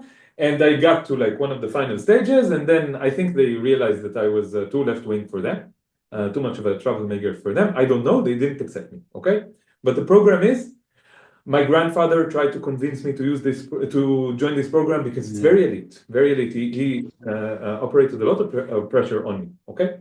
Like, I'm not gonna go into it, but a lot of pressure. This program, you know, להכשיר, how do you say, trains, the scientists and the IT specialists and the physics specialists of the Israeli army. They are the ones who end up developing all the weapons, the surveillance systems, and so forth and so on. And the Hebrew University is entirely complicit in this. The Hebrew University has a critical role in training these people.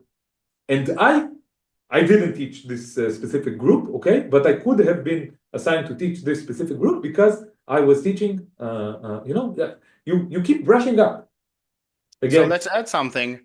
Talpiot has a military base on campus, in Givat Ram campus of the Hebrew University, Jerusalem. There is a military base there. There's another military base, by the way, in Haifa University also.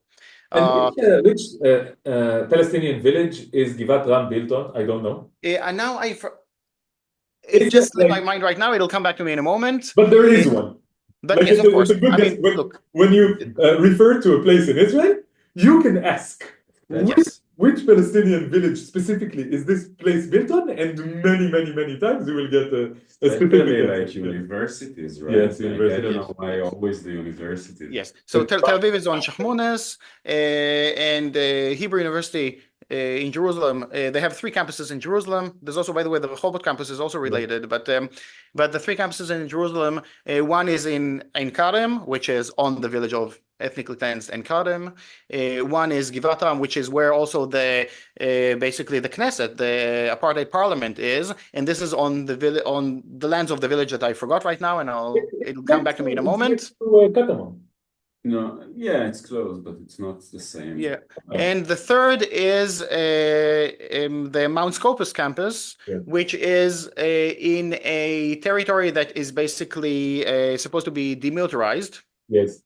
And it encroaches on Isawiya, if I'm not mistaken, and it makes the lives of the people of the Palestinian neighborhood there hell, and also it's illegal. But I mean, this is just in a nutshell. Yeah. I remember a news article that like students talk how the kids throwing stones at them and they don't know why it's happening and they cannot feel safe, you know, and they just don't know why it's happening. Like, you know, that's Israeli mentality that just. Do you know that in Ein Karem, a campus, which is the medical facility, there's also a hospital there.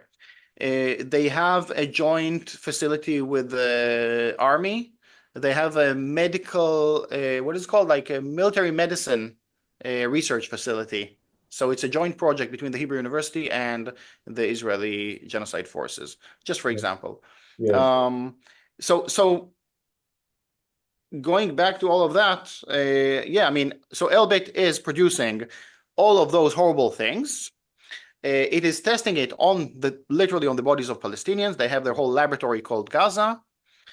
There's much else that can be said about Elbit. For example, they also use the small quadcopters.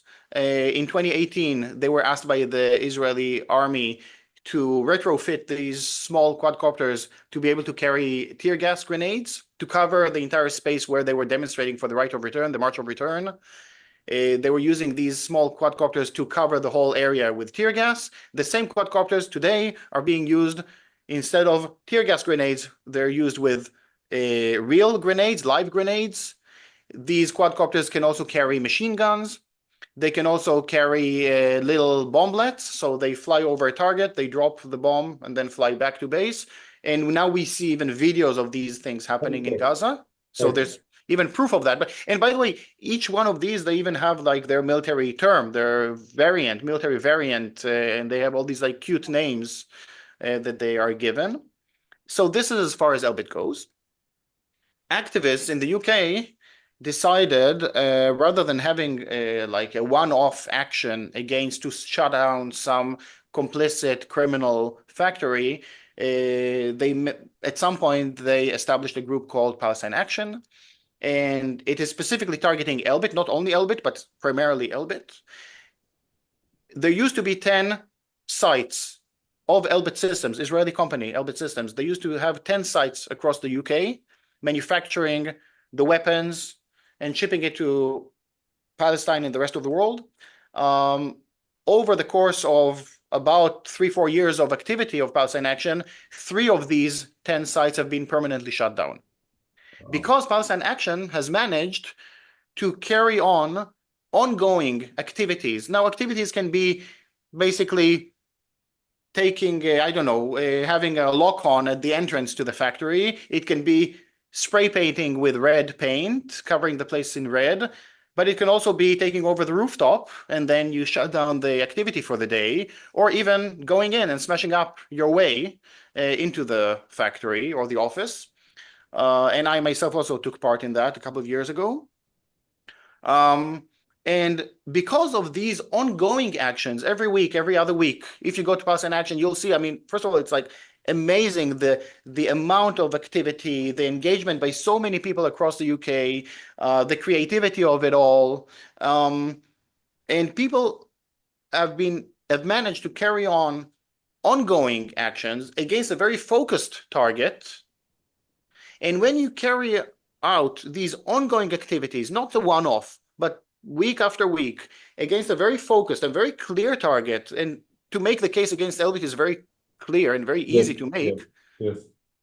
That proves to be successful. And we also have to mention that when we take action, especially direct action, there is also the element of the willingness to pay a price. But in any type of activism, okay, it doesn't mean that we actually pay the price, but there needs to be this thing about putting my liberty on the line to a certain degree, okay? And this is part and parcel of activism, unfortunately, or fortunately, I don't know. And the fact that people are willing to put themselves on the line, that also creates a dilemma on the other side. So when you see the students of these Ivy League universities in the US, for example, putting their career on the line, not necessarily their freedom, okay? They won't go to prison, but maybe they're paying a shitload of money to all these horrible universities in the US, and then they're putting their careers on the line just to stand up for Palestine. First of all, they're doing the right thing, of course, and they are challenging the system, but they're also challenging the perception in the US, asking, but why are these privileged folks who go to these Ivy League universities putting their career on the line? And that creates a dilemma for the other side, and that is also very important. So all of these things are happening with Palestine Action. People who were living next to these factories, these unassuming buildings that look like nothing in particular, all of a sudden they see people demonstrating there every week, taking over the rooftop, being arrested and so on.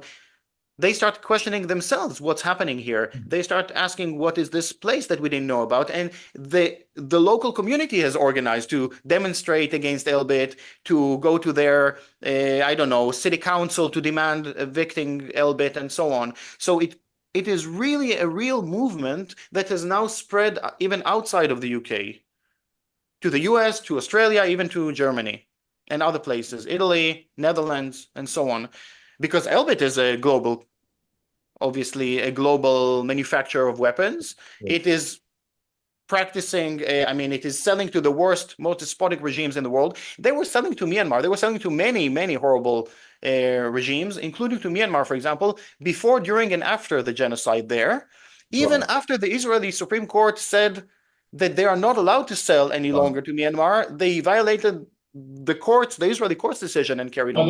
Suddenly the laws don't exist. Yes. Yes. So that's just, one case, which is Elbit, but I can, the story is much bigger than that. But taking direct action, not asking for permission, direct action is about, we say that demonstrating is about, let's say, asking for water. Yeah. When you take direct action, you dig a well and you challenge the authorities to stop you. Yes. Yeah. Okay. So we are stopping the production of Elbit systems, and we are challenging the authorities to take us to court if they want to, or to put us in prison if they want to. Yeah. It's always feel that a bit like demonstration is like asking the master. It's like the slave asking the master to free him. It's like if you take your freedom, you have to take it. You don't have to ask for it. I have like a thought about this, that you mentioned the protesters in the Ivy League universities that put something on the line. And I remember I saw a video of, I don't remember who it was, but it was like the head of this investment company in the US, like this rich, obnoxious asshole, okay, who was talking about these protesters and telling them, we have your names, we know who you are. If you come ask for a job with me, I will never hire any one of you, and so forth and so on. And I think this is connected to what you talked about, that they did put some things in jeopardy, like they did sacrifice something, and this is meaningful. And I think that it also exposes something else, that what they did made the bad people upset. And I think that this is like a good criterion for what we're doing. I think if what we're doing makes the bad people upset, then this is a good sign that we should continue doing it. And what you did, for example, with Elbit, it made the owners of Elbit, the people that I described before, as people who just make money off of war and death, okay? This is what they do. Yep. This is their job, to make money off of war and death. This is their job. So they are the bad guys. This is just self-evident. And these people got upset, very upset, because of what you are doing. So I think this is a very good sign. Yeah. Thank you. Yeah. And, I'm here in Germany, and putting that in context, I was in Munich recently. Now I'm in Berlin for a little while, but in Munich we had the student camp there at the university, LMU, Ludwig Maximilian Universität, which is where you had the White Rose. The White Rose were the students and their professor who were anti-Nazi, who distributed leaflets against Nazism and for equality and for the rights of Jews and others, and for distributing flyers. They were caught and guillotined. They paid with their lives. Wow. And some of their leaflets are amazing, and they're a great source of inspiration. And the student encampment in Munich was there in front of the university, which is also today complicit in Israeli crimes. Yeah. And so when I gave a couple of workshops there. So I gave a workshop about following the legacy of the White Rose and direct action for Palestine. And I talked about Palestine Action, and I connected the two things: the legacy of those who struggled against the Nazis and those who are struggling against Nazism, fascism, Zionism. And a week later, and by the way, there's a lot of obviously correlation, and a week later, the German secret police showed up when I gave the second workshop there at the camp, and they were kind of going, Herr Barkan, we think that you may have violated the law about trivialization of Nazism and so on. So, and I told them, but hold on, what if I take Nazism very, very seriously? And I really, really don't want this to happen again. What if I am a really staunch anti-Nazi, anti-fascist, anti-Zionist? Is that a problem for your laws? Yes. And they kind of didn't know what to do with that. Yes. But they stayed for my next workshop, so at least I hope that, maybe they learned something. Sorry? Maybe they learned something. Maybe they learned something. Yes. And one of the things that I was saying is, we have the first live-streamed genocide. We can talk about the previous genocides, and there's much to be said, but this is definitely the first live-streamed genocide. And at the time, my grandmother in Auschwitz, I think she would have been very happy if she knew that someone was taking up a sledgehammer and going to smash up the Degesh factory that was producing the Cyclone B. Yeah. That annihilated her family and millions of others. Smashing up Elbit systems is far worse than the factory that was producing Cyclone B. Yes. Far, far worse. Yes. They are not only producing the means of destruction, the murder machines, they are actively there on the ground. They are perfecting it on the bodies of Palestinians. They are there carrying out the genocide as we speak right now. Yes. Elbit personnel are actually participating in there's a podcast in Hebrew, you can listen to it, and they talk about the excitement that they see it as a mission, working for Elbit, and we're not only in the office all day, we also go to the field. Like an Elbit podcast? Yes. Really? Oh my God, the fucking corporate fucking dystopia. Fuck. Okay, we have to watch that. We have to do, okay. So what we will do is Elik and I will go live, and we will put on the screen an episode from the Elbit podcast. And you want to join us? We analyze the episode? Of course. Okay, wonderful idea. And this leads me. I want to say that what you said about your grandmother would have been grateful and so forth. Ever since October 7th, I am in the following mode. What would I want a decent German person to do in the 1930s, 1940s that would maybe help prevent the murder of my grandfather's entire family, basically entire family? And this leads me to the question, we've been talking for a long time and we haven't gotten to the most important question that I want to ask you.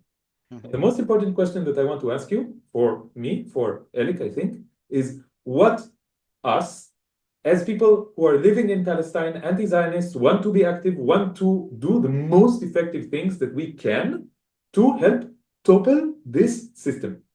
What do you think in our unique position we can do? Do you have some ideas? Do you have some suggestions? I think that we have to acknowledge the limitations of doing these things in Palestine. Okay, and I think that one of the most important things is forming the bonds, the ties with Palestinians, and you guys seem to be doing that, and well done. Just carry on doing that. Thank you.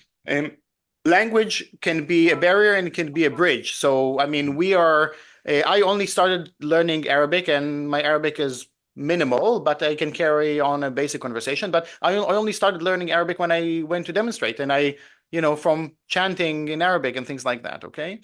Because even when you study Arabic in Israel, whenever I say Israel, I mean the bad stuff. Whenever I say Palestine, I mean the good stuff. It's the same place, okay? Israel and Palestine at the exact same place. Usually I say, it was called Palestine. It still is called Palestine. You can also if you're racist, you call it Israel, but it's still Palestine. Yes. Okay. Now,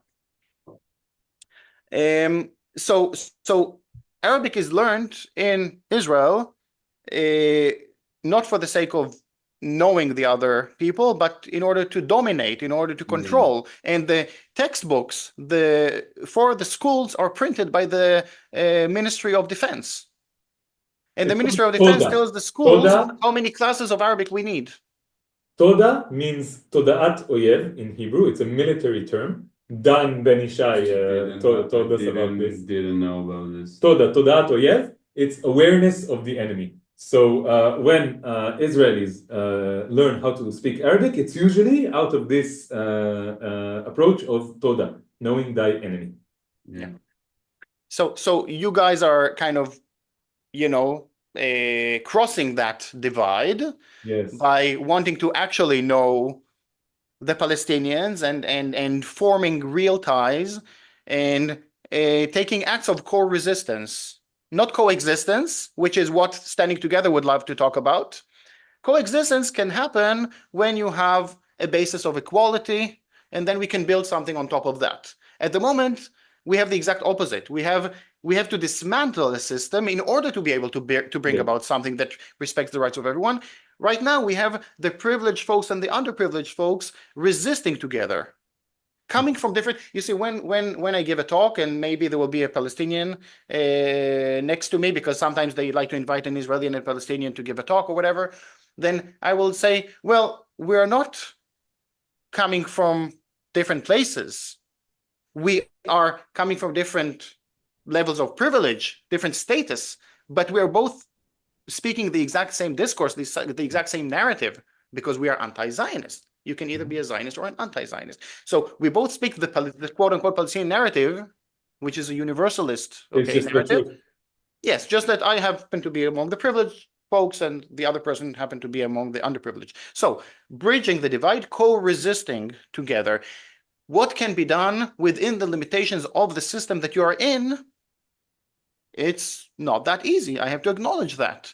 Elbit Systems is an Israeli company based in Haifa, which I think this is where you are. But obviously, if I would have taken the same actions against Elbit in Israel, I would have most likely been shot at. Shot at, you think? I'm guessing. I mean, it's because I would think arrested. Arrested for sure, yes. I mean, I got arrested in Palestine many times and in other places, but by the way, getting arrested is a very educational experience. Yes. Not recommended. It's not that one should seek to get arrested. It's better to learn from the experience of others in this particular case. Yes, but you know, when we go to demonstrate, when I used to go to demonstrate in the West Bank every week, you know, the internationals and the Israelis who go to demonstrate can risk getting arrested much more than the Palestinians.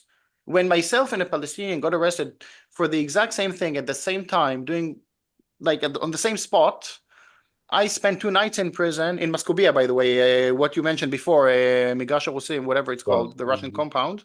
And the Palestinian who was with me, Adib Burahma, I spent 2 nights in prison. He spent 1.5 years. Wow. Fuck.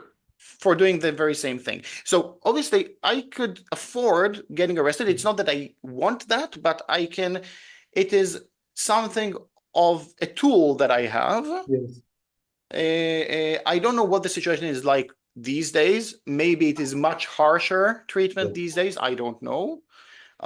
It's been a while since I spent time, a night or two in an Israeli prison, but I'm just saying that it is a tool that we have, and also it's a very educational thing to see the system of oppression from up close. Yes. Mm-hmm. And even there you see the racism, of course.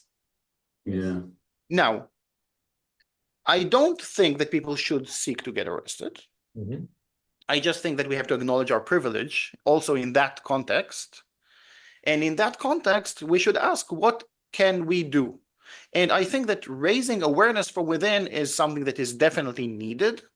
So you guys are doing an excellent job. Well done. Is it enough? Obviously not. But nothing that we will do other than ending that system of oppression and ending the genocide that's happening right now as we speak, nothing short of that is enough. Yeah. So we shouldn't feel, you know, that there's nothing that we can do, but it's just that we are acting against very, very strong forces. Yeah. So I think that Palestine Action is proving a way forward, is proving how people can unite and take direct action in an effective way. Because it's also, you're doing both things, because it's also way more powerful in raising awareness. Like that's what I like about the direct action thing. Because you win both things in the same, Yes, but I don't know if this is applicable to do inside Palestine. For example. So the question is, I think there are other things that can be done inside Palestine. So the question is, I think, what kind of opportunities does living in Palestine offer us as activists who want to do like effective things? And I think, yes, connecting with Palestinians is very important, although it is ironically harder here, because Palestinians here are afraid and suspicious. For example, when I and Elik went to other places in the world, we connect with Palestinians more easily. Okay, so the situation is not it's complicated.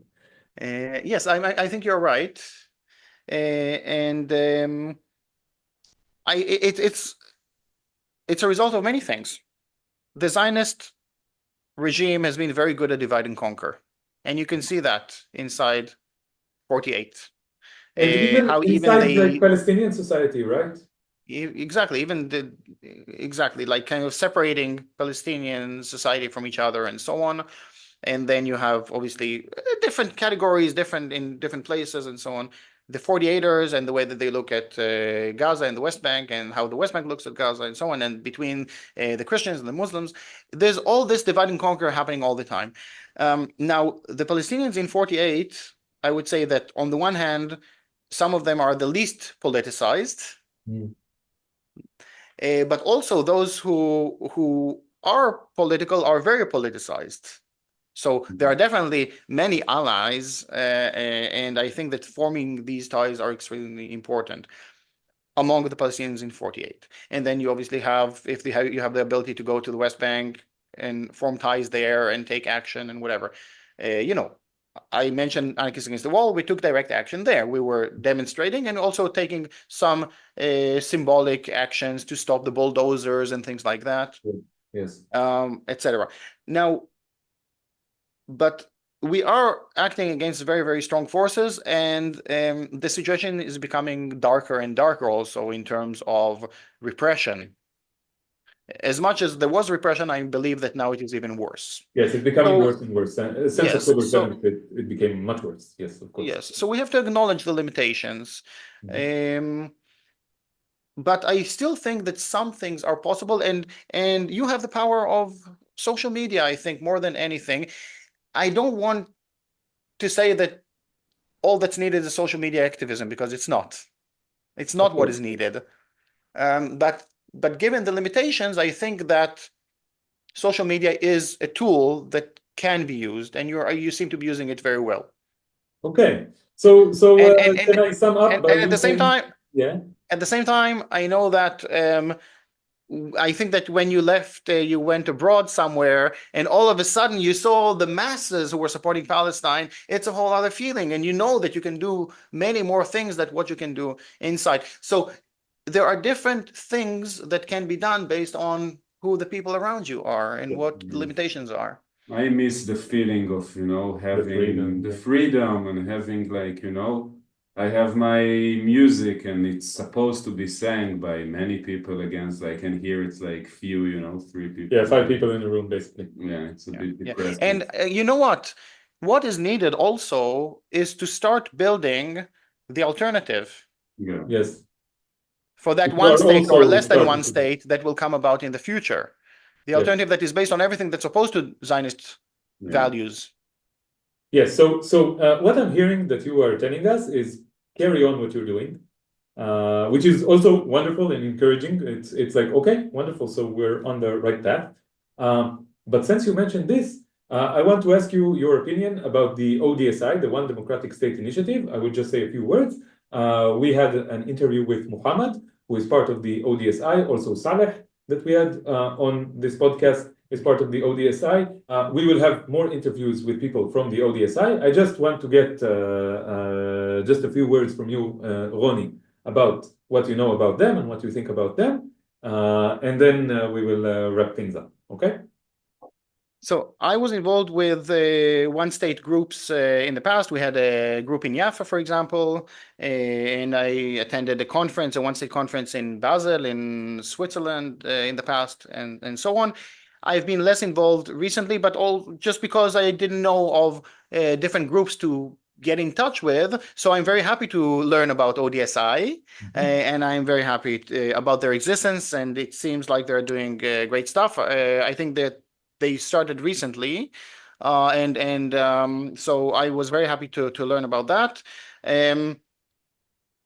Now, I think that the whole thing about one state is challenging the entire Zionist thinking, Zionist narrative, and so on, because everything about the Zionist thinking is based on ethnicity, and demographics. How many of us versus how many of them? Yes. Preferably as few of them as possible. Yes. But even the so-called liberal Zionists, the only reason that they want to have two states is because they want as many of the Palestinians on the other side of the border. And then they can call it a state or an autonomy or whatever. It doesn't matter. And obviously they will dictate to the Palestinians what they're allowed to and what not. But the whole idea is to have as few of them, along with the Zionists, and basically to perpetuate and to legitimize their cherished race state, maybe in a smaller territory. Yes. The one-state discourse doesn't speak the language of demographics. It's not about demography, it's about democracy. Yes. It's about full rights for everyone. And the way I put it is usually for all full rights for all 21 million sons and daughters of the land. And in that, I count in the 14 million Palestinians, half of which are in forced exile. If you speak of any less than 14 million Palestinians, you are falling into the Zionist propaganda narrative, okay? Definitely. If you only count, for example, the people inside Palestine and forget about the 7-8 million in diaspora. Okay, 14 million Palestinians plus the roughly 7 million who are currently privileged Israeli Jews. All of those I place in this category of sons and daughters of the land, whether they are colonizers, former, oppressors and so on or not. And this is what kind of we are trying to establish this future that respects the rights of all, that is based on, say, democratic values, first and foremost, equality, but also the rights of minorities, multiculturalism, and how to build this future, or basically we are establishing, like putting together the first steps in order to be able to to build this like better future for all of us.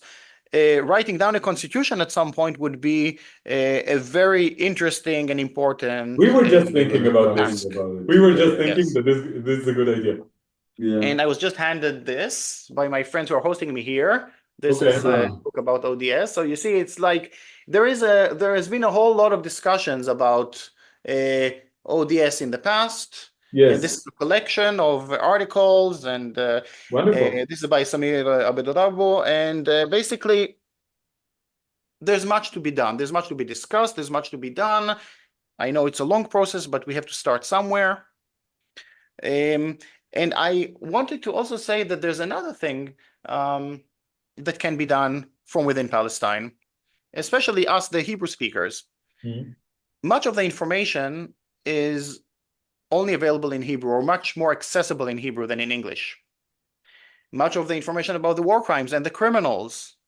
For example, the information that I gave you about Elbit. I've been researching Elbit. Much of it is available in Hebrew, not in English. Okay, but even just doing that research and knowing, you know the terrain much better than anyone coming from abroad to investigate these war crimes. This is something that people can do in different capacity, different ways, helping to translate, helping to research, helping to analyze. To expose all the of that cult, is needed. To expose the cult and its inner workings to the outside world. This is something else that we do. Yes, we want to do it more. Yes. Okay, so on this note, thank you so much, Ronnie, for joining us and for your fascinating insights. I feel like we can do. Yes, we can continue for hours and hours and hours. We haven't even scraped the surface yet. Yeah. And thank you to our audience for listening to this conversation. Thank you, Elik. And any final remarks before we close up this episode? No. Palestine. Free Palestine. Yes, defeat Zionism. Yes, we started saying in our thousands, in our millions, we are all Palestinians, and bring down Zionism and free Palestine.